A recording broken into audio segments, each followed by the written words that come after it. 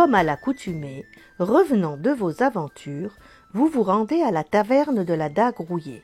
Sirotant votre hydromel préféré, vous entamez la discussion avec un marchand adjacent à votre table. L'alcool faisant, il délie un peu sa langue pour se rendre plus intéressant qu'il ne l'est. En l'invitant à votre table et lui partageant une partie du contenu de votre bouteille, se sentant en confiance, il vous met dans la confidence. Il se nomme Crowley. D'après ce qu'il a pu glaner, un groupe d'aventuriers serait parti en direction du Grand Nord, vers des terres inexplorées. Le but de cette expédition serait de trouver la mythique Cité des Glaces. Celle-ci regorgerait de trésors, mais de dangers également. Continuant son histoire, il vous avoue qu'il n'a pas eu de nouvelles de la caravane expéditionnaire depuis plusieurs semaines. Vous essayez de le faire parler un peu plus en lui versant une rasade de ce succulent hydromel. Il vous donne enfin des indications à suivre pour essayer de rejoindre cette caravane.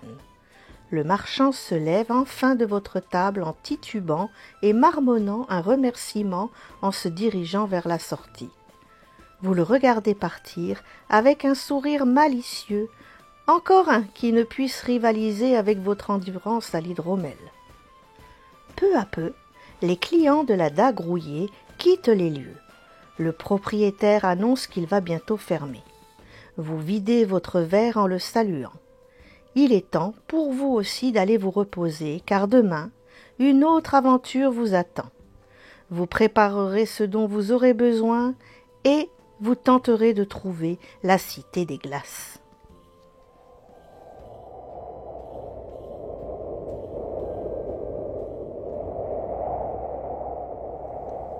Eh bien bonjour à toutes et à tous, ravi de vous retrouver pour une nouvelle vidéo sur l'excellent petit jeu Rusty Dagger. Donc spécial remerciement à mon épouse qui s'est prêtée au jeu du narratif. Donc je vais la solliciter aussi tout au long de cette vidéo pour venir me lire. Je trouve qu'elle lit très bien comparé à ma voix crécelle d'elfe. Donc du coup merci à elle.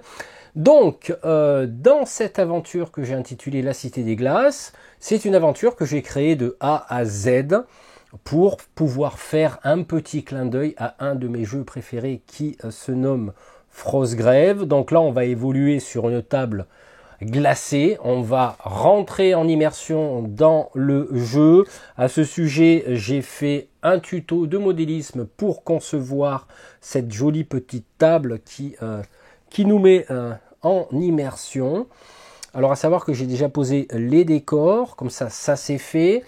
Ce que je vous propose de faire à travers cette aventure, donc à l'heure où je vous parle, où je tourne cette vidéo, je n'ai écrit que le scénario numéro 1, mais si elle est en ligne, c'est que le scénario 2 et 3 vont suivre. Donc ce que j'appelle scénario, ce sont les actes. Acte 1, donc là nous allons rentrer dans l'acte 1. Acte 2 et 3 viendront par la suite dans cette vidéo. Donc du coup, ce que je vais vous proposer à travers ce tournage, c'est on va rentrer dans on va dire quelque chose un petit peu différent de ce qui se fait, à savoir que je n'ai pas la totalité du bestiaire du jeu. Donc forcément, j'ai testé plusieurs fois le scénario, j'ai estimé que c'était un niveau 1-2. Voilà, après on peut faire des adaptations, c'est pas un problème, mais je pense qu'à un moment donné il faut publier, parce que si on commence à peaufiner à droite à gauche, ça va plus servir à rien. À savoir que un des membres du groupe US qui s'appelle Kit Malarkey, que je salue, va le traduire en anglais pour la communauté. À savoir que là, donc suite à l'introduction, ce que je vous propose de faire maintenant, c'est de passer à l'acte 1.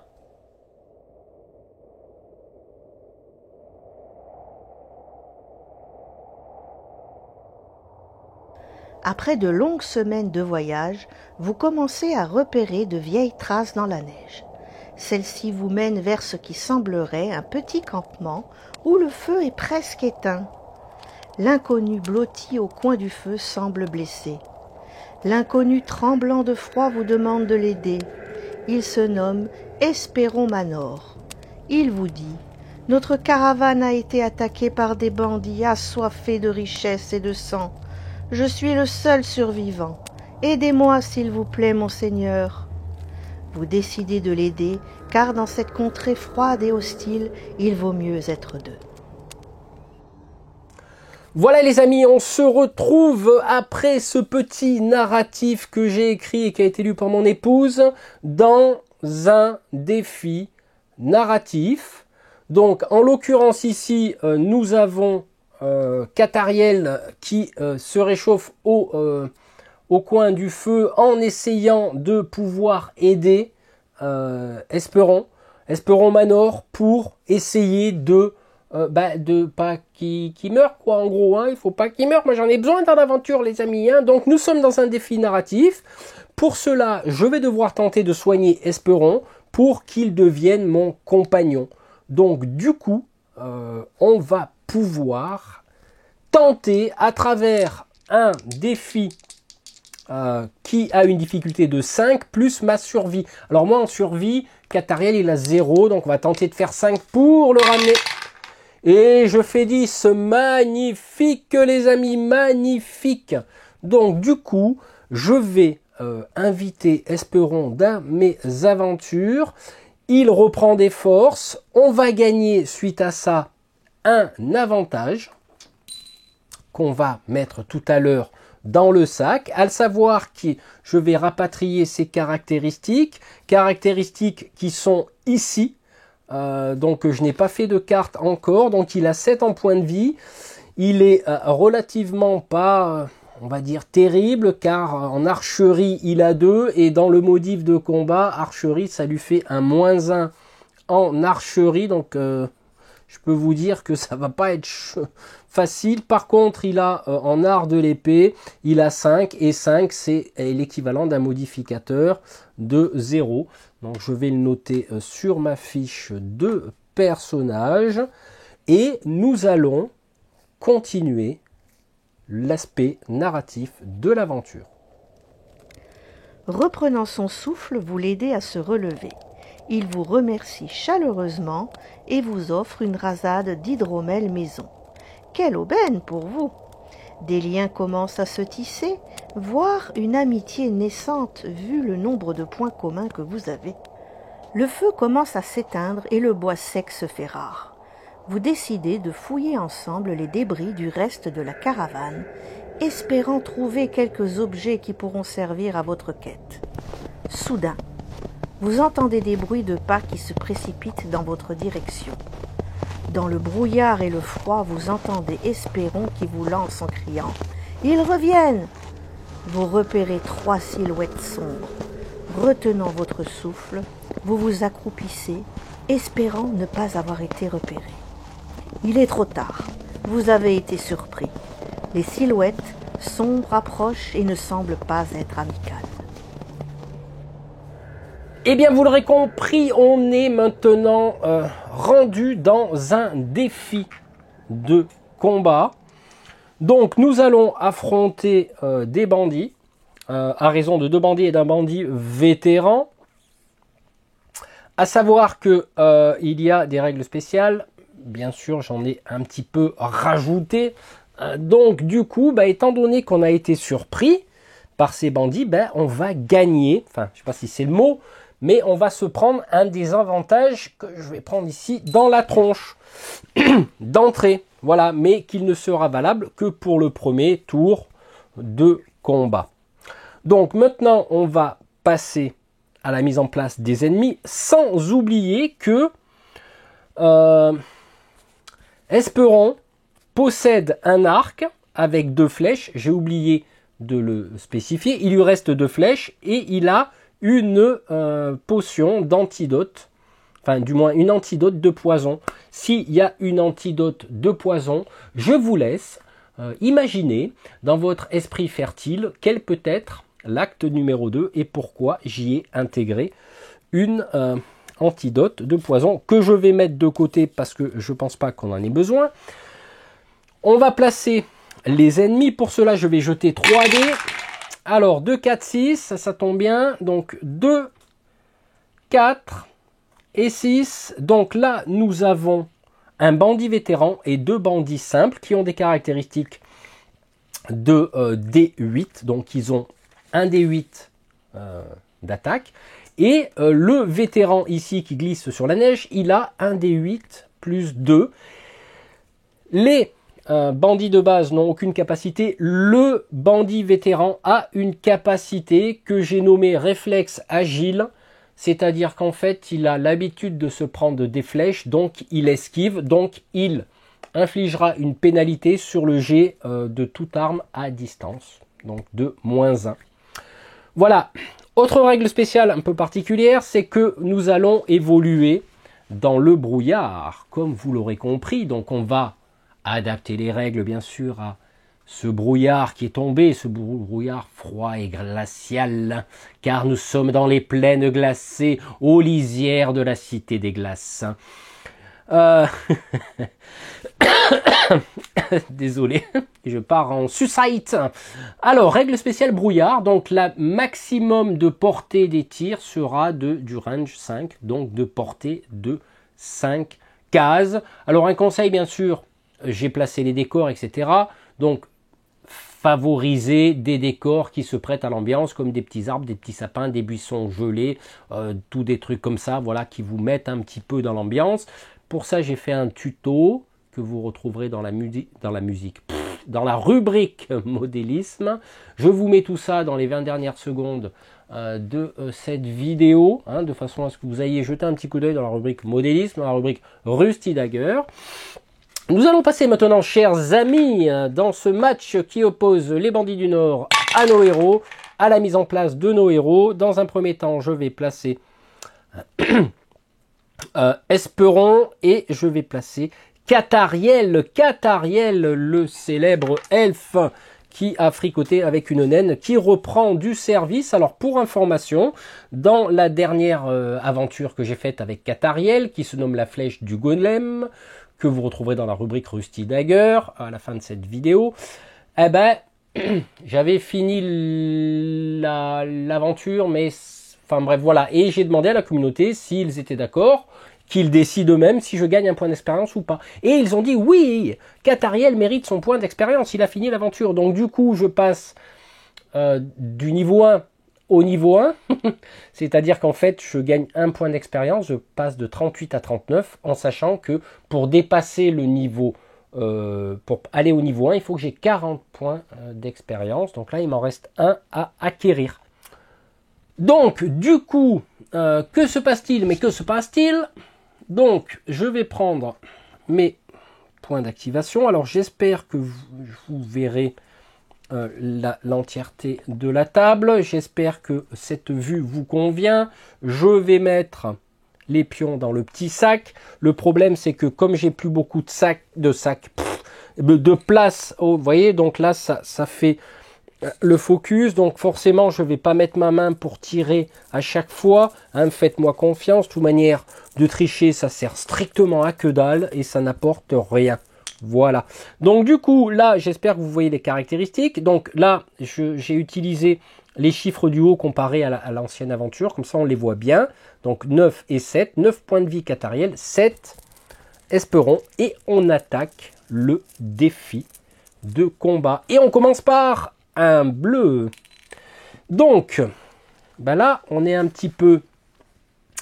Comment pourrais-je dire, chers amis, un petit peu dans la mouise? Parce que si on a une portée de 5 au niveau des cases, on va tenter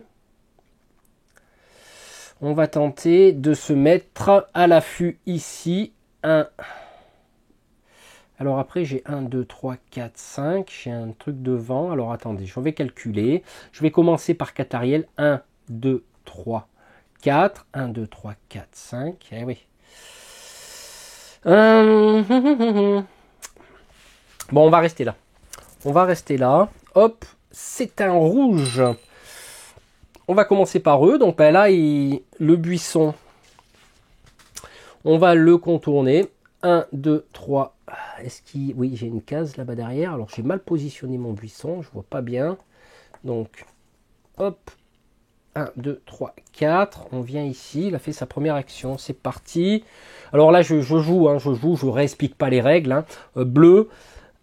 Alors, bleu. 1. 2. Je n'ai pas pris mon laser. Et voilà, j'oublie toujours un truc. Hein, voilà. Parce que j'en ai besoin de ce laser.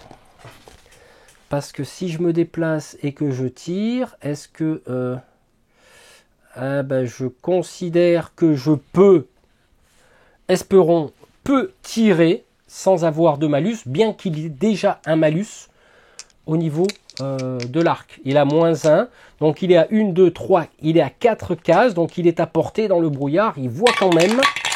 Et il fait 8 face à un des 8 qui sera de 7. Et mais comme j'ai fait 8, j'ai -1, ça fait 7. Donc je perds une flèche qui part dans le brouillard pour sa première, pour son action. Donc il s'est déplacé. Et puis voilà, c'est dommage. J'aurais fait plus. C'est un rouge. Alors quand c'est un rouge, c'est un ennemi qui fait 1, 2, 3, 4. Ensuite, c'est un bleu, c'est un bleu. Ping! Catariel, le voyant sortir de la brune, dégaine son arc tel un aileron. Et voilà, 6 et 1, 7 plus 1, 8 en archerie. Il touche le premier guerrier, premier bandit. Donc ils ont 3 points de vie, il tombe à 2. Et le bandit vétéran, lui, il a 4 points de vie. Donc j'ai joué plusieurs fois ce scénario. Je peux vous dire que c'est un peu chaud. Donc du coup, lui s'est activé. Alors j'ai dû en activer un autre qui a dû être lui. Voilà, comme ça, il reste plus que normalement un rouge et qui est là, un rouge, un rouge, un rouge. 1, 2, 3, 4, il va venir là et il ne peut pas faire autre chose. Donc voilà. C'est parti pour la suite. Allez, qu'est-ce qu'on va tirer? Qu'est-ce qu'on va tirer? Hop, un bleu, un bleu, un bleu, un bleu. Alors oui, j'ai oublié d'enlever ma flèche, c'est pas grave.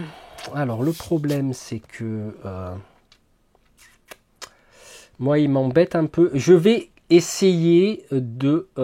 je vais tirer ma... de toute manière, j'ai pas de malus. J'ai juste mon malus de combat à l'archerie. Donc je tire ma deuxième flèche et ma dernière d'ailleurs pour Esperon. 6. Et moi, je fais 7 -1, 6. Décidément, Esperon n'a pas de chance. N'a pas de chance. Là, j'aurais déjà pu entamer à distance les bandits qui se jettent sur nous. Mais comme vous pouvez le voir, c'est pas cool. J'ai un rouge. Alors, le rouge, on va activer en haut comme ça. Hein. 1, 2, 3, 4. Et il attaque Esperon. En espérant... déjà que je fasse pas tomber trop mes dés et qu'ensuite, comme il a 0 en art de l'épée et eux ils ont un des 8 sans modif, 5, décidément entre ces deux personnages, c'est tout le temps de l'égalité. Donc lui a joué et nous allons maintenant tirer. Plus rien d'ailleurs parce que... alors, il me semble que j'ai fait une petite bêtise. Il me semble que j'ai joué 2 fois... C'est le deuxième tour et j'ai gardé l'avantage de mémoire des bandits. Écoutez, c'est pas grave, hein, on va laisser comme ça, j'ai pas envie de rembobiner. Hop, on remet ça dedans et cette fois-ci on fait gaffe. Et on va tirer quoi? On tire un bleu, un bleu, un bleu, un bleu. Un bleu, alors je vais continuer. Flèche, alors je pense que j'ai bien compté au niveau des flèches, c'est pas grave parce que si je me suis désavantagé d'un côté, je m'avantage de l'autre, on verra. Je sais pas s'il avait tiré 2 fois, bon écoutez, hop, 6, 6, 6 et 2, 8, plus 1, 9, pam, décidément celui-ci est pris pour cible et il se ramasse une fléchasse dans la jambe. Hop, alors attendez, j'ai fait tomber, hop, allez c'est parti. Ah, cette fois-ci, c'est un rouge. Donc, il en a marre d'être pris pour cible. 1, 2, 3. Et il va aller attaquer au corps à corps. notre ami Catariel. Donc c'est plutôt un D8 plus 0. Et moi, j'ai plus 0 également. Aïe, il m'inflige une blessure en se sentant énervé. Je tombe à 8. Et oui, effectivement, bah oui, là, les bandits du Nord, là, dès qu'ils arrivent au corps à corps, c'est encore un bleu. Je vais essayer de le finir. Pendant qu'eux, ils se tournent autour, là, je vais essayer de le finir. Le dé rouge est passé à travers, mais c'est pas grave, je vais le compter. Il est tombé dans l'arène quand même. 5 face à 2, il perd son dernier point de vie. Et nous voilà débarrassés d'un bandit du Nord qui va rejoindre le Valhalla. Voilà, donc du coup, le voilà. Alors, allez, on en est où là? On en est à rouge, 1, 2, 3, et là, c'est plus la même chanson. C'est D8 plus 2 face à 2 D6. On a un 8 plus 2, 10. Il me touche, il me fait un point de vie en moins qui tombe à 7. Il tombe à 7, aïe, aïe, aïe, aïe, aïe, aïe. Un bleu, on va essayer ici avec Esperon. Ouh, joli Esperon qui, d'un coup de manchette, lui enlève un point de vie, tombe à 2. Et nous allons ensuite, là, combat de nouveau, le bandit, D8 plus 2, 2 et 2, 4, si c'est un 7, je contre. Pardon. Je contre l'attaque. Et là, pour le dernier point, nous avons du bleu. Et là, je riposte. Et je fais un 5. Non, je fais un 4. Il fait un 4. Nous sommes donc à égalité. Et nous remettons tout ça pour le round d'après. C'est parti. Tiens, j'ai oublié de mettre le feu de camp là. Hop, tiens, ça fait joli. Rouge, lui, attaque ici. Alors, ça va là, ça va pas ici. Le bandit tente d'attaquer Esperon. Il fait 8. Il se prend un point de vie. Tac, il tombe à 6. Ensuite, l'arbre se casse la gueule également sous les coups. Et alors là, c'est important cette initiative bleue parce que là, on peut commencer un petit peu à les entamer. Donc, je pense que Catariel va tenter de 5 et de 7. Et non, moi, je suis à 5. Je n'arrive pas à le toucher. Oh là là là là, ça part pas bien ce combat. J'ai bleu. Là, nous avons Esperon. Ah là là, décidément, il n'arrive pas à toucher non plus. Ouh, les bleus défilent, et après ça va être du rouge, les amis. Ah, cette fois-ci, alors j'ai pas précisé qui attaquait, hein. Forcément c'était lui, après c'est à lui. Donc là, je touche 5 et 4, 9. Lui, il fait 2 plus 2, 4. Donc il se prend un point de vie, il tombe à 3, ce qui peut être quand même pas mal. De lui shooter un peu quelques points de vie, sauf que là il va y avoir, ah non, encore du bleu, je pense que Esperon, hop, va tenter, non, 7, non, il n'arrive pas, décidément, il a du mal à se remettre de sa blessure, et là nous avons un rouge, alors il reste normalement un rouge, donc on va faire une attaque de chaque, on va dire, allez c'est parti, donc là, Esperon,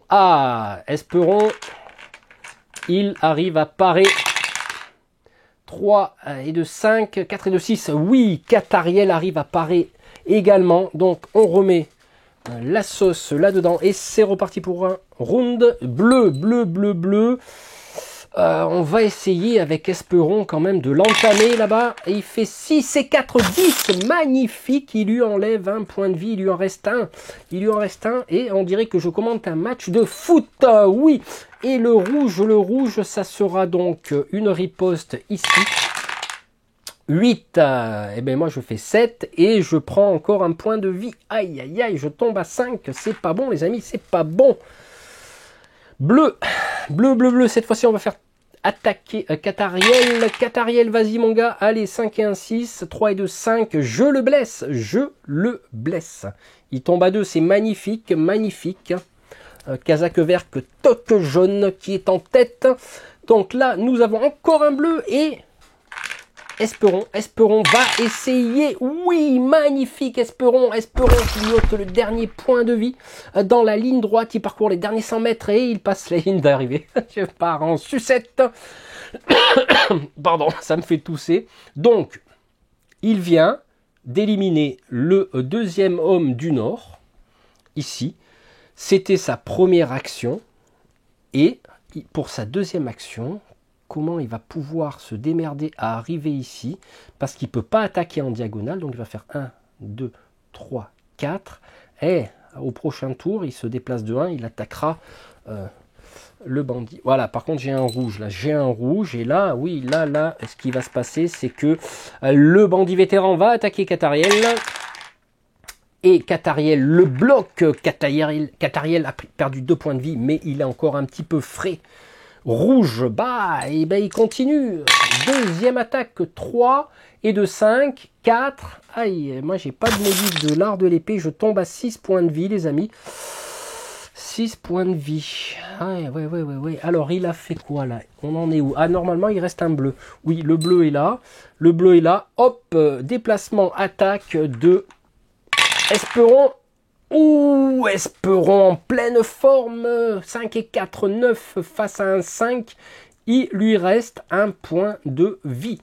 Magnifique. On repart pour un round de combat. J'espère que ce sera le dernier. Le dernier, c'est parti. Nous avons un bleu. Continuant sur sa lancée. Esperon attaque. Et Esperon lui tranche la testasse. Il s'éclate par terrasse. Voilà. Il a l'accent du sud, Esperon. Qu'est-ce que tu veux que je te dise? Alors, magnifique. Magnifique partie rapide pour ce premier acte. Je vous cache pas que j'ai fait entre 2 et 4 parties, je m'en souviens plus. Ça a été chaud à un moment donné. Esperon, il lui restait un point de vie. Kathariel 2. Comme vous pouvez le voir, c'est vrai qu'il y a forcément de l'aléatoire avec les dés. J'en ai discuté avec un de mes abonnés que je salue chaleureusement, qui s'appelle Manuel Salava, je sais, qui suit mes vidéos avec beaucoup d'attention. Donc Manuel, effectivement, m'a relevé le fait qu'il y a beaucoup d'aléatoires par rapport aux dés, qu'à un moment donné, on se concentre sur un combat, etc. Bon, c'est vrai que les décors servent pour les lignes de vue. J'essaye petit à petit d'y intégrer une espèce de roleplay où on verra plus tard que l'interaction du champ de bataille va apporter des règles de modif pour enrichir, alimenter le jeu, mais ça reste un petit jeu sympa où il n'y a pas une prise de tête de neurones, on vit une aventure, on fait évoluer son personnage, et moi ça me va tout à fait, parce que Frostgrave est quand même un peu plus compliqué, mais on peut l'adapter éventuellement aussi sur du jeu de table, hein. Ça c'est clair, il n'y a pas de souci. Alors, nous avons terminé ce premier acte, je vous propose maintenant de continuer. Voilà, nous avons éliminé tous les bandits. Je pense pas que leur tribu vienne nous embêter d'ici là. Je pense qu'ils doivent un petit peu se méfier. Ils ont peut-être dû rencontrer des choses un peu spéciales dans les forêts de la Cité des Glaces. Du moins, nous sommes à l'orée de la forêt de la Cité des Glaces. Alors, dans cette conclusion sur ce premier acte, nous devrons jeter un des 10 qui nous permettra, à travers ce petit tableau que j'ai ici, de pouvoir éventuellement trouver quelque chose. Alors, ce que je vous propose de faire, c'est qu'on fouille les environs. Donc, on va fouiller les débris de la caravane parce qu'elle a été attaquée. Donc, forcément, ils ont tout massacré. Donc, Esperon va fouiller dans les buissons en espérant qu'il trouve quelque chose. Et Kathariel va fouiller dans les vases qu'il a vus déjà très enneigés pour voir s'il trouve de l'agandas, parce que ça va lui remonter le moral. Nous jetons un dé, nous faisons 9 les amis, 9, je sais que c'est du bon. On va trouver une petite potion de soin et une bourse de 5 pièces d'or et nous allons faire le campement maintenant. Allez, c'est parti pour le campement, car dans mon scénario, nous avons le petit icône campement. Donc, je rappelle que j'avais 6 en richesse lors de ma dernière aventure. J'ai dépensé 5 pour acheter des flèches. Et la question que je me pose là, donc là, il me reste 1 en or, parce que j'étais resté à 1. Je remonte à 6. La question que je me pose, qui est une excellente question, c'est que si je rachète des flèches, est-ce que je monte à 8? Parce que il faudra que je relise dans les règles, mais je le relirai entre deux actes pour savoir si on a un maximum de flèches à avoir. Mais ça, je le dirai, on va pas perdre de temps là-dessus. Alors, on crée un campement. Katariel forcément est très content parce que effectivement il a trouvé de la guindasse, donc il mange un petit aguindasse goût caramel, le beurre salé, un caramel, voilà.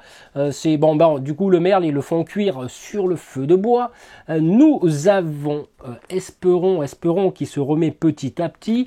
Je récapitule que là nous sommes à 6 points de vie pour Katariel et 5 pour Esperon. Je suis en train de me poser la question si je ne vais pas acheter une deuxième potion au lieu d'acheter des flèches, parce que là on est un peu mal, patron, on est mal. Ce qui me permettrait, si j'achète une potion supplémentaire par rapport à celle que nous avons trouvée, voilà, hein, comme ça chacun peut remonter sa vie. Je pense que c'est ce que je vais faire. Une petite potion de soin, si je récapitule selon les règles, à condition que je retrouve la carte de la petite potion de soin qui est ici, si on la voit. Voilà. Donc potion de soin, vous regardez en haut à droite de l'écran, enfin en haut à droite de la carte, pardon, elle coûte 4. Elle coûte 4. Donc moi j'ai 6, je retire 4, je tombe à 2 et je vais leur donner, vu que on a gagné une potion de soin chacun, on va déguster une potion de soin. Donc du coup on va faire remonter, on va dire Esperon à 7 et moi par défaut j'étais à 9, mais je vais remonter à 8 parce qu'on va découvrir maintenant ce qui va y avoir. Donc nous avons dépensé nos potions, j'ai plus rien, je vais barrer ma potion sur ma fiche et nous allons passer maintenant à l'acte 2.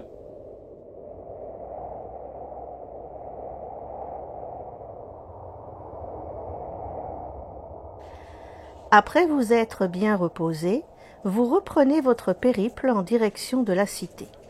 Vous pouvez maintenant la distinguer dans le lointain, mais le brouillard la cache secrètement, comme si les profanes ne devaient pas la regarder, parée de son manteau de glace. Vous continuez d'avancer dans la neige profonde qui vous ralentit considérablement. Le seul chemin qui vous sépare de la cité passe par un vieux cimetière gelé et enneigé. Vous vous dites que les tombes doivent dater de plusieurs siècles. Vous avancez avec un peu de mal à cause de la neige poudreuse et profonde. Vous entrez dans le cimetière. Vous distinguez à ce moment-là des silhouettes qui s'avancent en titubant vers vous. 2 d'entre elles semblent humaines, mais la troisième, grosse, velue et à 8 pattes, vous laisse craindre le pire vu sa taille anormale.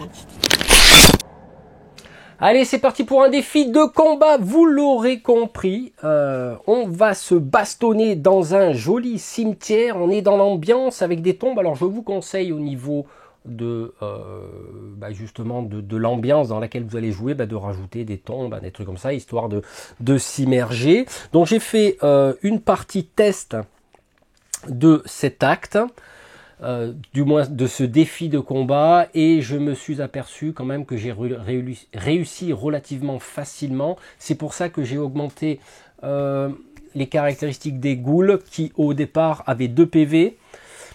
Je les ai passés à 3, ils avaient un mouvement de normal, il reste un normal. Au niveau de l'attaque défense, ils ont D6 plus 2.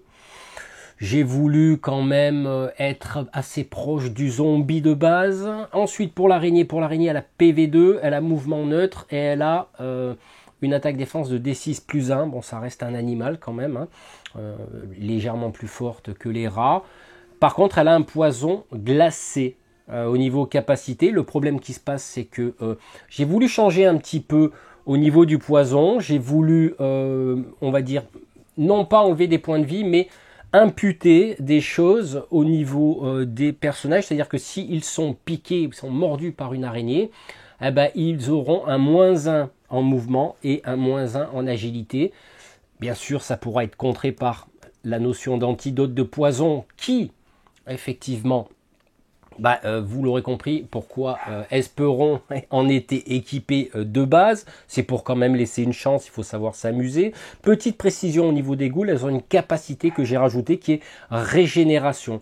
Régénération, ça veut dire que quand elles vont tomber à 0 point de vie, sur un D4, parce que je vais rentrer la notion de D4 ici, hop, sur un résultat de 4, eh ben, elles vont se régénérer. Voilà. Tout simplement, donc elles regagneront un point de vie, donc en fait on a une chance sur 4 qu'elles reviennent à la vie, ce qui d'un point de vue on va dire équilibre du jeu et difficulté, comme vous savez j'ai pas la référence du bestiaire parce que Rob Salters ne l'a pas encore fait, donc c'est des fois la difficulté c'est très dur à doser. Donc là je pense que je suis relativement bon. Ce que je vais faire maintenant, je vais vous expliquer la règle spéciale qui est liée justement à cet acte, qui est la neige profonde. Donc j'ai voulu rajouter quelque chose de spécifique par rapport à l'ambiance et l'introduction du texte, c'est-à-dire que pour nos héros, eh ben, ils auront une -1 à leur mouvement de normal. Donc au lieu de se déplacer de 4, ils se déplaceront de 3.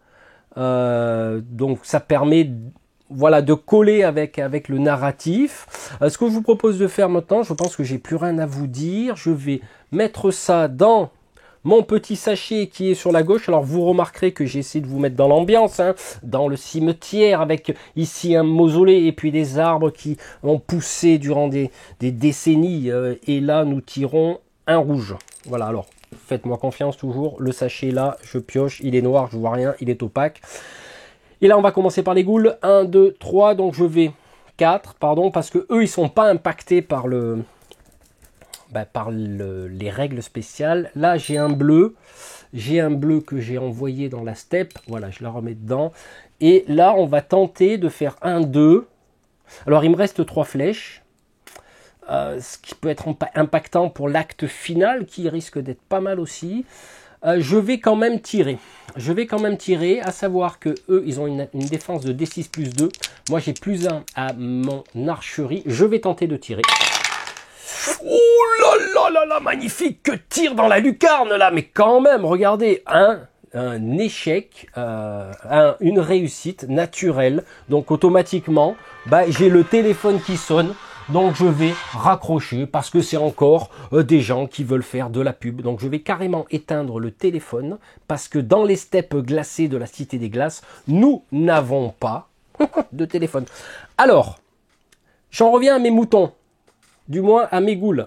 Tac, il se prend. Alors là, on ne le voit pas parce qu'il est planqué derrière la colonne. Donc je vais légèrement décaler la colonne pour que vous le voyez, sans pour cela la bouger. De toute manière, ça n'a pas d'impact. Je vais quand même la mettre là, voilà, là. Ça n'a pas d'impact, c'est pour que vous voyez cette belle ghoul magnifique, sexy, qui vient de se prendre une flèche dans l'œil. Donc, je vais continuer. C'est un bleu. Alors lui, il n'a plus de flèche. Ah tiens, en parlant de flèche, hop, voilà. Alors, petit aparté au niveau des flèches, quelque chose que j'ai soulevé au niveau du groupe US en posant la question, à savoir que là, il me restait 3 flèches. Admettons, j'aurais fait un campement. Dans le campement, c'est pas spécifié qu'on achète des flèches. Par contre, c'est spécifié dans la page 7 des règles où on a arc long que pour 5 pièces d'or, j'appelle ça des pièces d'or, hein, vous m'excuserez, 5 richesses, donc 5 pièces d'or, je peux racheter des flèches. Donc la question que je posais, c'est est-ce que si je rachète 5 flèches, je monte à 8 ou à 7, vous voyez? Donc la question est par l'affirmative, c'est positif, hein, donc on peut économiser des flèches. Donc là, j'ai fait mes 2 actions. J'ai fait un rouge. C'est mon deuxième bleu. Alors le deuxième bleu, on va quand même se rapprocher les uns des autres. Voilà. Alors, à savoir que je me suis déplacé de 3 cases. J'ai une pénalité. Il faut s'en rappeler. Ça, c'est important de mettre des règles. Mais il faut s'en rappeler. J'ai bleu. Alors, est-ce que je tente de griller une autre flèche? Parce que... Bon, ils ont 3 points de vie quand même. Hein, donc, c'est... Là, si j'avance de 3, il va venir après, il va m'attaquer. Donc, allez, je grille une flèche. Tant pis, tant pis, tant pis. C'est pas grave. Comme il est en forme, là, il est en forme le Catariel, là. Il flèche, il flèche. Ah, flèche perdue. Flèche perdue. Donc, on va avancer 1, 2, 3, 4. Ouais, bah, on va essayer de... Ouais, je reste là, je reste là. Je laisse venir. Allez, on va dire que je laisse venir. Et on a quoi là? Un rouge. 1, 2, 3, 4. Il était là. 1, 2, 3, 4. Non, je me gourre. Pas de diagonale. Parce que je crois qu'il était à côté de l'araignée. Ça ira bien. L'araignée, l'araignée. Un speeder araignée. Alors, rouge. Ben justement, l'araignée. 1, 2, 3 et 4. Donc, elle va se rapprocher un petit peu des bonhommes bleus, bleu, bleu, bleu. Est-ce que je grille ma dernière flèche? Tel est le... ouais, parce que là, ça va me faire rapprocher de l'araignée. J'ai ouais, le poison, moins 1 en mouvement, moins 1 en agilité. Il se peut qu'on en ait besoin pour la suite des événements, parce que je n'ai pas encore écrit le scénario. Je vais écrire au fur et à mesure, les amis. 1, 2, 3, on va venir là. Allez, va. Allez, de toute manière, on va pas retarder le combat. Je vais essayer de garder cette flèche. Et c'est reparti pour un round de combat. Ce sera un rouge. Alors, comme c'est un rouge, ben, on va le faire entrer en combat. Il lui reste... Non, il lui reste pas un point de vie. C'était la partie d'avant. Il lui reste 2 points de vie. Ce qui corse quand même relativement le jeu. D6 plus 2. 7, il me touche. Aïe, aïe, aïe, je perds un point de vie. Je perds un point de vie. D6 plus 2. Ok. Ouh, j'espère que je vais pas trop me faire manger dans ce round de combat. Ah purée, je vais pas pouvoir attaquer bleu. Oui, je vais attaquer. Parce que lui, on peut pas attaquer en diagonale. Il faut que je fasse le tour. Il y a l'araignée, je suis mal. Alors, 5. Ah ben voilà, je le touche. Donc, je lui enlève un point de vie, il en reste 1. Parce qu'effectivement, hop, 5, j'ai pas d'art de l'épée, j'ai 0. Lui, il a fait D6 plus 2, c'est bon. Je le touche. Ça, il faut l'éliminer, cette goule, il faut l'éliminer. Bleu, je vais continuer à l'attaquer. Je fais 4 et 3, 7, etc. Poum, je le tue. Alors, la particularité de la règle, justement, pour corser un peu les choses, donc elle est semblant morte. On est d'accord, sauf que dans sa règle spécifique de régénération, sur un 4, elle revient à la vie. 3, parfait, elle ne revient pas à la vie, donc elle a été éclatée d'une force sublime, n'est-ce pas? Ok, alors on continue, on continue, on continue. C'est un peu plus dur là, en augmentant les caracs, c'est plus dur. 1, 2... 1, 2, 3. Là, on va essayer de jouer un petit peu à cache-cache. 1, 2, 3, 4. Eh oui, mais là, il va pouvoir m'attaquer. Ouais, on va laisser comme ça. On va laisser comme ça. De toute façon, je crois que là, c'est que du rouge. Ouais, il reste un bleu. Ah, rouge. Et la plus proche est elle. 1, 2, 3, 4. Et elle attaque. Alors là, aïe, aïe, aïe. Attention, le poison. Elle a des 6 plus 1. Art de l'épée, j'ai plus 0. D6 plus 1. Chaud, chaud, chaud. 6 et 1, 7. 5 et 2, 7. Magnifique. Magnifique. Catariel, Catariel. Catariel est en forme. La goule. 1, 2, 3, 4. Ben, elle va venir attaquer. Si elle le peut. Ah ben non, il restait un bleu. Il restait un bleu. Ce que je vais faire sans hésitation, c'est tenter de chasser cette araignée de mon cimetière enneigé. Mais elle a 2 points de vie. J'oubliais. Donc, je fais 6 et 1, 7. Elle fait 1 plus 1, 2. Elle se prend 1 point de vie. Il lui en reste 1. C'est cool parce que si je me fais mordre, là, je vais être un petit peu embêté pour la suite des événements. Parce que vous ne savez pas, mais moi, je sais. Du moins, j'ai une idée. Donc, du coup, ben là, le sac est vide. Le sac est vidos. Donc, du coup, c'est parti, c'est parti. Bleu, bleu, bleu, bleu, bleu. Eh ben, écoutez, on va continuer avec Catariel qui m'a l'air en forme dans cette partie. 6 et 2, 8, magnifique. Catariel qui explose l'araignée et qui répand ses entrailles sur le sol. Voilà. Hop, on va la mettre là comme ça, vous la voyez, elle est jolie, je l'aime beaucoup. Je l'ai bien faite, bien agressive, bien jaune, bien rouge. Donc ça, c'était sa première action. Alors, pour sa deuxième action, 1, 2, 3. Ok. Alors, là, c'est un petit peu plus difficile parce que j'ai augmenté les points de vie des ghouls. À savoir que j'ai quand même relativement pas mal de chance au dé, hein, ce qui n'est pas forcément tout le temps le cas. Là, je fais un bleu, 1, 2, et hop, on vient attaquer la goule. Parce que c'est vrai que si elle aurait fait 4, la goule revit. Donc on a quand même une chance sur 4 que ça revienne à la vie. Donc vous voyez la difficulté, ça dépend des dés, c'est aléatoire. Oui, je reconnais, je reconnais. 5 et un 6, 6 et un 7, la goule contre. La goule contre. Et là, on a tiré 2 bleus. 2 bleus, ouh, 2 bleus. Ah, encore un bleu. 1, 2, allez, Catariel, qui en passant fait tournicoter, tournicoton. La tombe va tenter d'agresser la goule. La goule. Pff, oh, oh, oh, oh. Ouh, là. Magnifique. Allez, un point de vie. Directos, réussite critique, comme on dit dans le jargon, réussite naturelle. Et puis, on va... Hop, rouge. Alors, on va attaquer au hasard. 1, 2, 3, 4. 4, c'est Esperon. Esperon qui se fait attaquer. Non, il contre. Magnifique. D6 plus 2, donc 5 face à du 6. Là, du bleu. Esperon va attaquer. Ah non, cette fois-ci, moins de chance. Esperon, pas très en forme dans cette partie. Pas très en forme. Un peu fatigué. Rouge, toujours pareil. Ah, cette fois-ci, 1, 2, 3. Ah ben non, 4, c'est... Esperon qui, 6 et 3, 9, là, il contre parfaitement face à un 2. C'est superbe, c'est superbe. On accélère. Et de nouveau une attaque, cette fois-ci sur Catariel. On va dire, voilà, 5 et 5, 10. Et regardez Catariel, mais Catariel est en forme. Ces vacances aux Baléares lui ont vraiment fait du bien. Alors du coup, hop, nouveau round de combat, on tire un bleu, Catariel, toujours en forme, va tenter d'infliger un point de blessure. 6 et un 7, magnifique, un point de blessure à la goule, attention, qu'est-ce qu'on va piocher maintenant? Ouais, un rouge, alors un rouge, au pif. 1, 2, 3, 4, ah ben c'est Esperon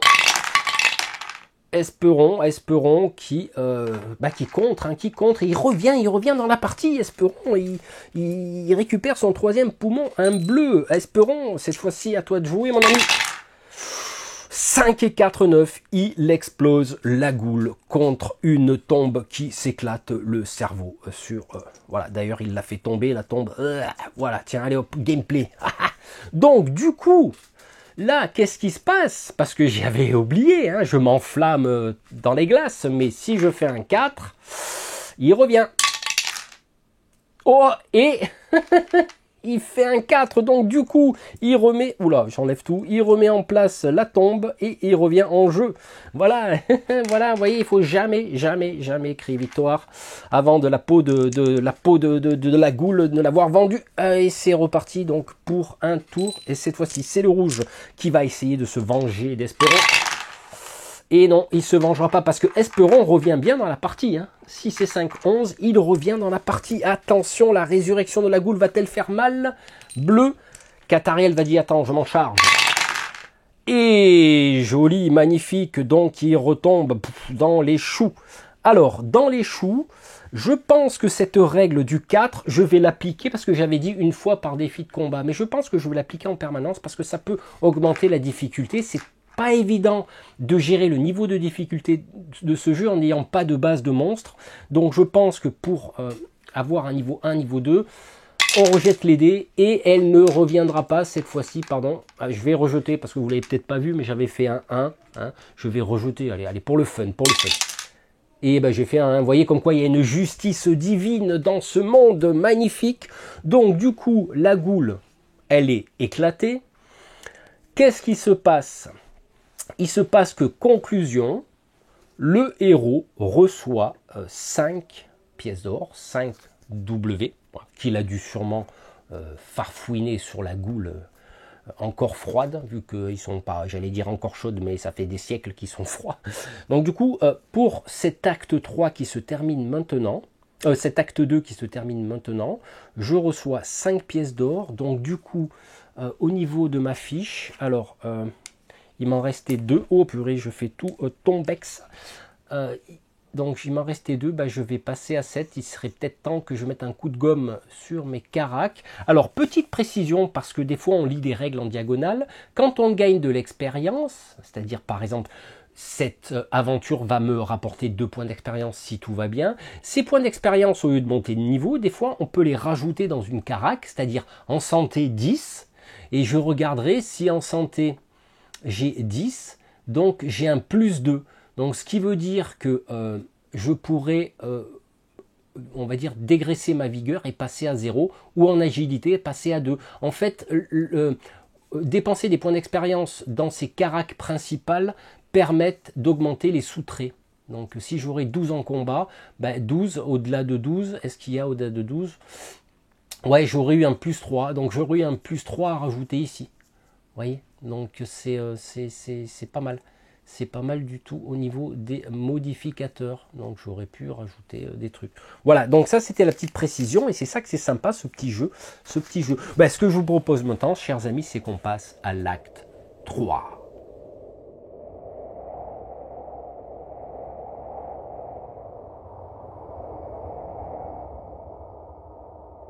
Voilà une bonne chose de faite. Vous venez de sécuriser le cimetière et continuez en direction de la Cité des Glaces. Vous avancez tout doucement afin de profiter de la vue de cette mythique cité qui se dévoile enfin devant vous. La nappe de brouillard commence à se lever. Le spectacle qui s'offre à votre regard est impressionnant. Vous êtes stupéfait de voir autant de grandeur et impressionné par l'absence de vie. Entrant dans la cité, seul le bruit de vos pas résonne. L'immensité de ces différentes structures embrasse votre regard. Il y a d'anciennes tavernes, auberges ainsi que des bâtiments dont certains devaient abriter des guildes ou autres fonctions administratives. Vous êtes attiré par ce qui semblerait être un temple dont une partie de la toiture s'est effondrée. Un temple à ciel ouvert qui aurait pu être dédié à une ancienne divinité. Vous décidez de vous y rendre. Arrivé devant les lourdes portes, vous hésitez à entrer. Après quelques instants, vous décidez de pousser une d'elles qui grince lugubrement. Les vibrations se répercutent sur les murs et le sol tremble. Soudain, une partie de la toiture vibre et s'effondre. Vous vous jetez sur le côté pour éviter les gravats et les poutres qui basculent dans votre direction. Allez, on va passer à un défi narratif. Qu'est-ce qui s'est passé? Esperon et Cathariel ont ouvert une porte qui a créé des vibrations au niveau de la structure du bâtiment. Ça s'est effondré. Donc maintenant, ils se ramassent des pierres sur la tronche. Donc du coup, ils vont devoir les esquiver avec un seuil de difficulté de 6. À savoir que là, ils sont un peu mal barrés quand même, parce que Esperon a -1 à son G2D.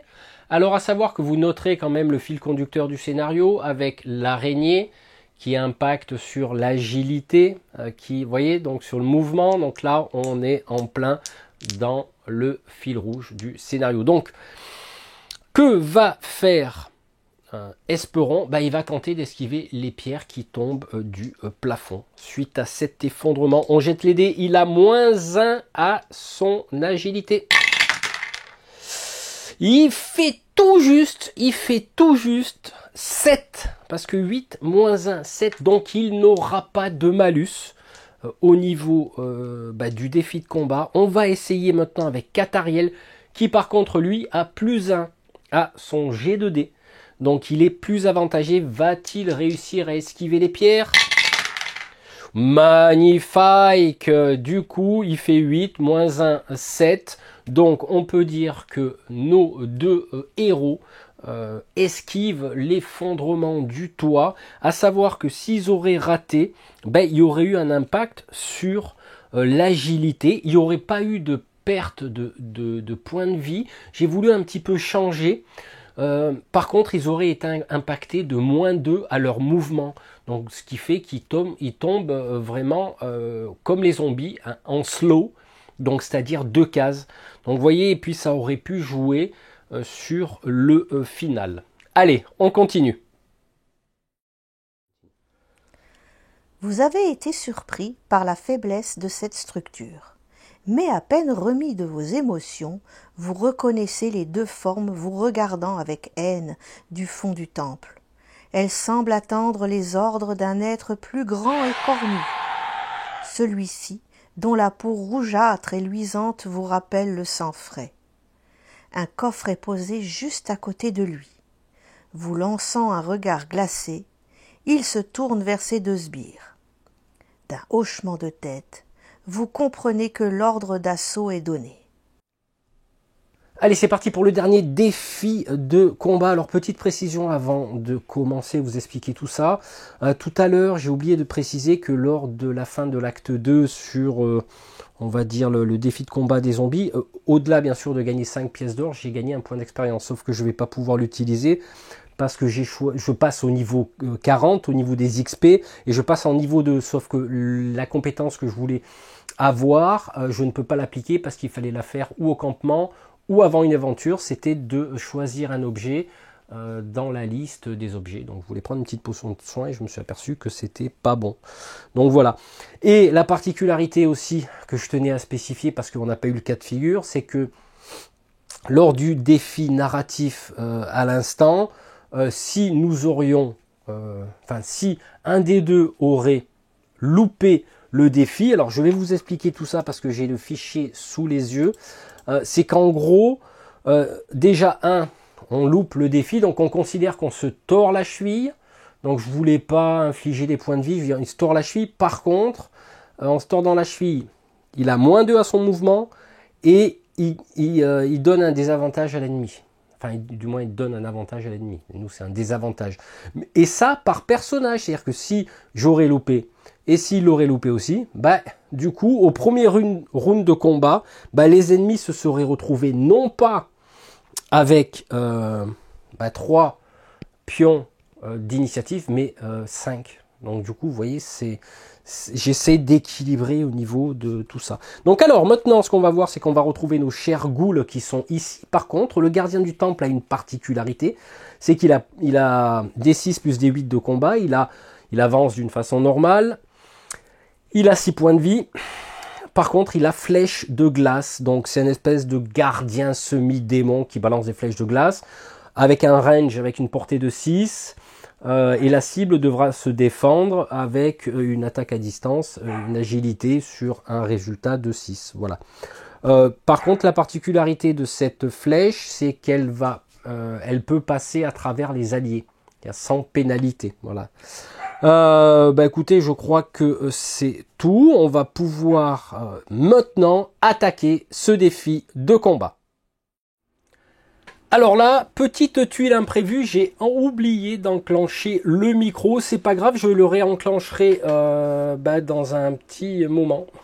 Malheureusement, c'est comme ça. Écoutez, on va commenter la partie. Donc là, j'expliquais que j'avais fait un test 3 ou 4 fois et c'était mal barré parce qu'en face, on a quand même de la puissance de feu et nous, on n'est pas... on sent quand même que c'est un niveau 1, 2, voire du 2. Alors à savoir que, j'ai oublié de préciser, Esperon a une capacité que quand il tombe à 0 point de vie, il lance un dé et sur un 3 ou plus, il regagne de la vie. Donc là, j'ai tiré un monstre. Donc la goule se déplace. Donc là, je vais accélérer la partie de façon à ce que ça soit pas trop long. Donc là, déplacement de la goule encore. Donc je tire deux rouges, un bleu. Alors là, je vais essayer de m'occuper d'abord des ghouls parce que après derrière, on a le monstre à se taper. Donc là, au niveau des initiatives, on est assez à égalité ensemble. Donc un rouge, un bleu, un rouge, un bleu. Donc du coup, là, cette fois-ci, je décide d'aller à l'attaque avec Esperon. D6 plus 2 pour la goule, 2D6 sans modif pour moi. On jette les dés et là... Bravo, Esperon inflige une première blessure à la goule. Donc cette partie est bien partie, c'est le cas de le dire. Vous comprendrez pourquoi je fais une voix off après, parce que j'ai réenclenché le micro. Et franchement, cette partie aller de bon train. Donc là, le gardien du temple étant le plus près se déplace pour aller en combat avec Esperon. Là, je décide avec Cathariel d'aller attaquer le zombie. Parce qu'il faut vraiment s'en occuper en premier lieu, parce qu'ils vont être chiants par la suite. Et je fais de superbes jets de dés, je lui enlève un point de vie. Nouveau round de combat, c'est reparti. Je tire un bleu. Cette fois-ci, je vais attaquer de mémoire avec Cathariel qui inflige un autre point de vie. Donc 7 contre 6 au résultat. C'est superbe, ça part très bien. Ça part vraiment très bien, je suis très content, pourvu que ça continue. Donc du coup, ben là, il y a une attaque au niveau d'Esperon, me semble-t-il, de mémoire. Et effectivement, là, il réussit, il enlève encore un point de vie à la goule. Et donc, chacune, il leur reste un point de vie. Alors là, malheureusement, étant donné que l'initiative, je ne les vois pas, donc je devine que là, effectivement, c'est Cathariel qui va attaquer la goule. Va-t-il la tuer? Et la bonne question est que oui, 4 et 3, 7 contre 6 et 2, 8, il l'achève la goule. Sauf que, vous vous rappelez, que les goules ont une capacité spéciale que sur un des 4, sur 4, elles reviennent en jeu. Va-t-elle revenir en jeu? Eh bien, je crois que non. Alors, je viens de m'apercevoir que j'ai coupé le micro. Je ferai une voix off parce que là, c'était une partie qui était trop bien partie. Donc du coup, ben voilà, je vais me débrouiller à faire une voix off derrière. Alors, la fée 1, la goule est éliminée. Donc du coup, pour ma deuxième action, je vais faire 1, 2, 3, 4. Je vais venir ici, par derrière, pour éliminer la goule. Là, le monstre. J'étais un peu perturbé par cette coupure de micro, désolé. C'est rouge. Rouge, dans ce cas-là, on va tenter une attaque au corps à corps ici. C'est bon, il contre.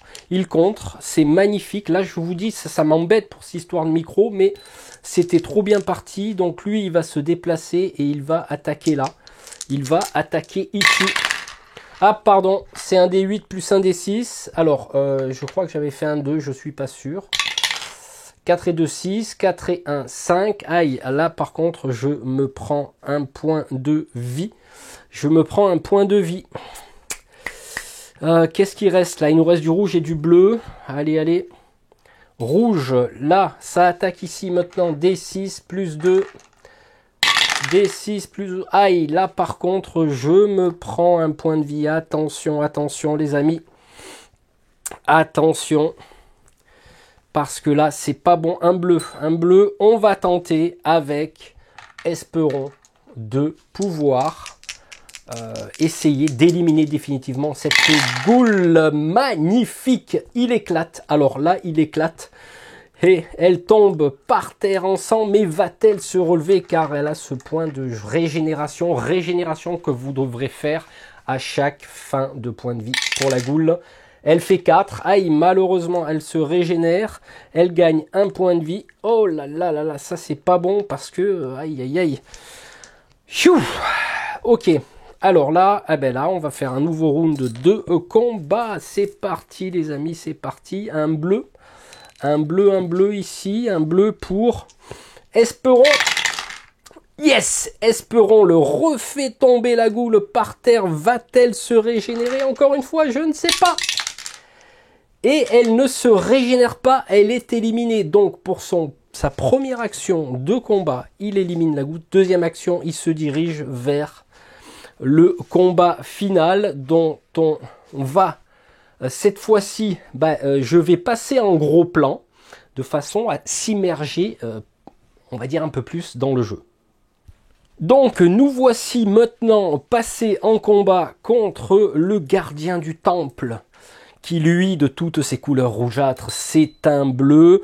D6 plus D8. Catariel. Catariel, 4 et 3. 7, 6 et 1, 7. Il n'a pas de bonus. Donc du coup, bah là, ma foi, hop, là nous avons un rouge qui va aléatoirement. 1, 2, 3, Esperon. 4, 5, 6 à l'Ariel. Bah qui va attaquer. Esperon. 2 et 2, 4. 5 et 4, 9. Parfait. Il n'a pas eu l'occasion de tirer de flèche. C'est vrai, j'ai complètement zappé. Donc ça, bah écoutez, c'est une petite erreur de ma part. C'est pas grave, vous aurez compris que c'est pas volontaire. Un rouge, cette fois-ci, il va attaquer. Qui va attaquer 1, 2, 3, c'était donc Esperon. 4, 5, 6, c'était 7 et 1, 8. 4 et 3, 7. Aïe, il n'arrive pas à contrer. Je crois que c'était Esperon, donc il tombe à 5. Et là, ça c'est pas la même chanson avec ce monstros. Là, c'est pas la même chanson. Allez, on va tirer de nouveau. Hop, un rouge. Ah, bah, cette fois-ci, on va le faire attaquer sur Catariel. Hop, alors un instant. 5 et 3, 8. 4 et 3, 7. C'est parfait, je contre. Là, logiquement, maintenant, il nous reste, décidément, avec ces dés que je fais tomber, il nous reste, bah oui, 2 bleus. 2 bleus, donc une attaque chacun. Allez, c'est parti. Catariel, Esperon commence. 6 et 1, 7. Il lui enlève son premier point de vie. Et ça, c'est très bien parce qu'il en a 6 et c'est chaud. C'est chaud.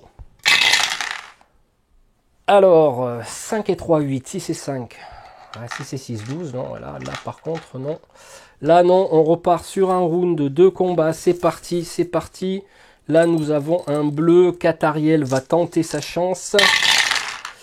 5 et 1, 6, 4 et 1, 5. Non, il le contre. Il contre. Le gardien du temple contre. Encore un bleu, nous avons ici. Allez, on va essayer avec Esperon. 5 et 5, 10. Magnifique. Magnifique coup porté à l'abdomen. Le sang gicle contre les murs du temple. Et là, nous avons encore un bleu, cette fois-ci Catariel. Alors là, quand je tire du bleu, c'est bien. Mais après, il y a du rouge derrière. Allez, c'est parti. C'est joli, joli, joli, joli. Joli. 5 contre 6. Parfait. 1 autre point de vie. Là, j'ai beaucoup de chance quand même. Parce que les 3 dernières parties, je vous cache pas qu'elles m'ont fait peur. Parce que c'était mal barré. Alors, par contre, là, bah, il va attaquer Esperon. Esperon, alors là, 6 et 5, 11, 8 et 6, oh, c'est dommage, hein. C'est dommage, c'est dommage. Esperon perd encore un point de vie, tombe à 4, attention, attention les amis. Et là, qui va jouer? Ah, encore là sur Catariel, Catariel, c'est parti. 5 et 4, 9, 6 et 2, 8, malheureusement Catariel perd un point de vie, tombe à 5. Aïe, aïe, aïe, aïe, aïe, aïe, aïe. Ah, c'est vrai que vous voyez pas les... Alors, on va faire comme ça. Voilà, Catariel, Esperon. Voilà, comme ça, vous voyez où on en est. Allez, on va tirer un. Alors là, c'est encore un rouge. Alors, on va attaquer Esperon. 6 et 5, 11. Aïe, aïe, aïe, aïe, aïe, Esperon, il tombe à 3. Hein. Il tombe à 3. C'est pas cool, ça, c'est pas cool. C'est pas cool. Et là, je pense qu'il doit me rester un bleu. Il doit me rester un bleu. Si je me trompe pas, oui. Allez, Catariel, Catariel est en forme. Eh ben, il n'est pas si en forme que ça. Parce qu'il s'est viandé. Il a glissé dans la glace. Dans la glace, ça glisse. Tac, un rouge. Aïe, aïe, aïe. Eh ben là, il va attaquer Catariel. 6 et 1, 7, oui, Catariel, bah, Catariel tombe à 4, aïe aïe aïe, c'est pas bon, c'est pas bon, il y a le stress qui monte dans le temple là, et nous avons ici un bleu. Alors, un bleu, on va tenter avec Esperon de l'attaquer. 5 et 1, 6, 4 et 2, 6, ça c'est un petit peu dommage, c'est un petit peu dommage là. Bleu, allez, Catariel, Catariel, je fais gicler les dés de partout dans la steppe, c'est parti. 8, 4 et 3, 7, non, Catariel loupe encore, 6 et 2, 8, 4 et... Aïe, aïe, aïe, aïe. c'est pas bon. Alors, je m'aperçois qu'on voit pas bien le résultat. Voilà, je vais faire comme ça, on verra mieux. Alors là, j'ai tiré quoi, là? Je sais plus ce que j'ai tiré. Bon, allez, on va dire que c'est du rouge qui va attaquer Catariel.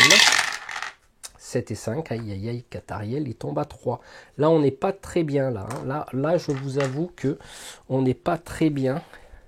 C'est encore un rouge, il va attaquer Esperon. Il fait que des coups, là, il fait que des coups en ce moment, il fait que des coups.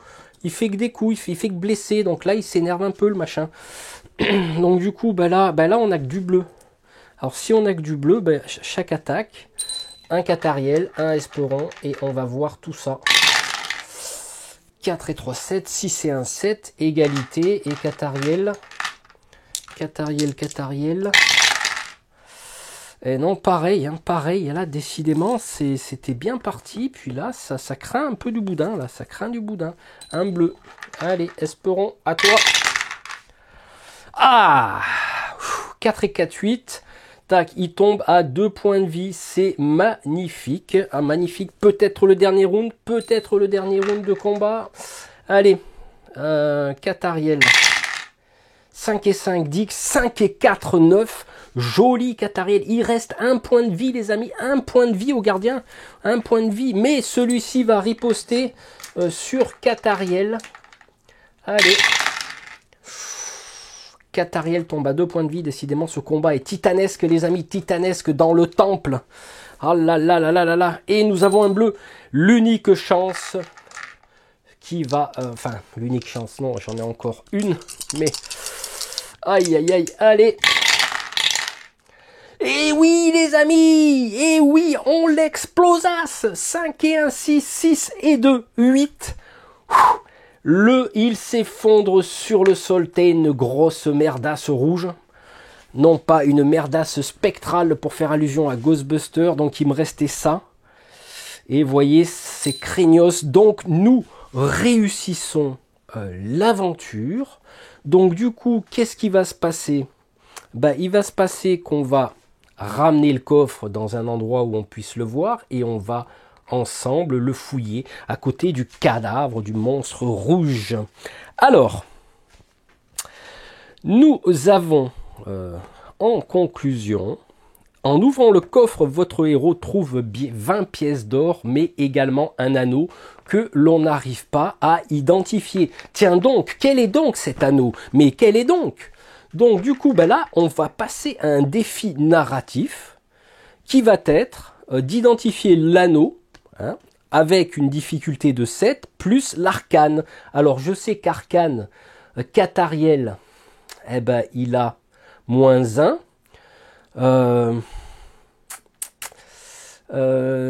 Est-ce que... Alors, ce qu'il y a de bien, on va le jouer roleplay. On va voir si, justement, Esperon a un peu plus d'arcane. Donc, on va savoir, il a combien? Franchise, ruse, art de l'épée, archerie, sagesse, chance, sagesse. Je n'ai pas d'arcane. C'est étonnant que je lui ai pas mis l'arcane. Eh oui, parce que l'arcane, c'était quoi? C'était quelle caractéristique? C'était le savoir. Eh non, je ne fais pas. J'ai oublié. J'ai oublié. Bon, je comblerai ça parce que je... Bon, on va dire qu'on va utiliser Catariel. Catariel qui a donc une difficulté de 7. Difficulté de 7 moins 1 à son G2D. Écoutez, on va tester. Magnifique Catariel qui se dit: oh, mais est-ce donc le fameux anneau de la flèche d'argent? Effectivement, l'anneau de la flèche d'argent apporte des bonus. C'est-à-dire qu'en fait, c'est un objet qui a une valeur de 30 pièces d'or. Le porteur de cet anneau ignore les malus des petits, moyens et grands décors bas, ce qui peut être un avantage. Donc vous voyez, c'est pas mal du tout. Vraiment, vraiment. Donc là, ce que je vous propose de faire, c'est on va passer bien sûr à l'aspect final du narratif, à savoir que si Esperon est encore en vie, on va recevoir 10 pièces d'or supplémentaires de récompense venant de sa famille, hein, parce qu'elle était contente de le retrouver. Il fait partie maintenant de vos compagnons et pourra vous accompagner vers de nouvelles aventures. Allez, on va passer à la... on va dire à la dernière partie de l'aspect narratif. Et ensuite, je vous ferai une conclusion finale face caméra. Vous retournez en ville. Est-ce que Crowley sera à la taverne de la Dague Rouillée pour vous accueillir? D'après ce qu'on vous raconte, il serait parti vers les terres du Sud dont le motif reste inconnu. Vous vous dites qu'il est sûrement à la recherche d'une nouvelle cité mythique. Qui sait?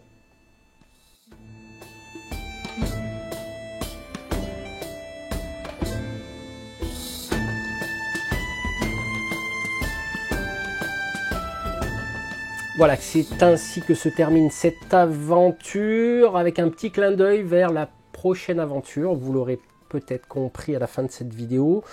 Donc, petit aparté, je remercie énormément mon épouse de s'être prêtée au jeu du narratif en voix off. Hein. Pour information, nous avons quitté, comme vous le savez, un département pour venir vivre en Occitanie. Donc, elle a laissé son emploi de thérapeute en médecine chinoise pour venir ici. Et là, je l'ai aidé à concevoir une chaîne YouTube et à concevoir des livres pour les vendre sur Amazon. Donc, je vous mettrai tous les liens dans la description de cette vidéo pour l'aider. Hein. Comme vous le savez, je ne suis pas quelqu'un qui fait du rabattage, clique, machin, abonne-toi, aime la vidéo avant que tu l'aies vue. Donc, c'est pas trop mon style. Mais là, effectivement, je fais un petit geste pour mon épouse parce que, à part ça, il n'y a pas de revenus de sa part, en sachant qu'elle a bien participé à cette aventure. Et YouTube et Amazon se sucrent bien sur le dos des gens. Notamment, par exemple, les livres qu'on conçoit pour ces tutos de tricot, poupée Barbie et crochet, c'est 60%. Donc tu fais le calcul 60% sur 20 €. Tu regardes ce que tu touches et tu as un intérêt à en vendre des livres. Donc du coup, moi, me concernant mes revenus sur la chaîne YouTube qui ne sont pas du tout, quand j'entends des gens qui touchent 800 € par mois, je dis putain, j'aimerais bien les toucher, moi, c'est plutôt 10 ou 20 fois moins.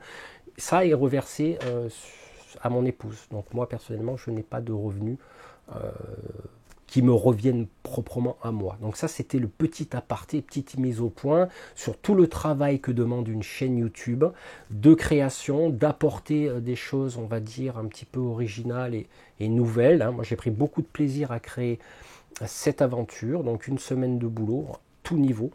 Donc voilà, bah écoutez, merci de votre compréhension. Puis on va se retrouver très bientôt pour de nouvelles vidéos, notamment le nouveau livre de Fatmax Édition.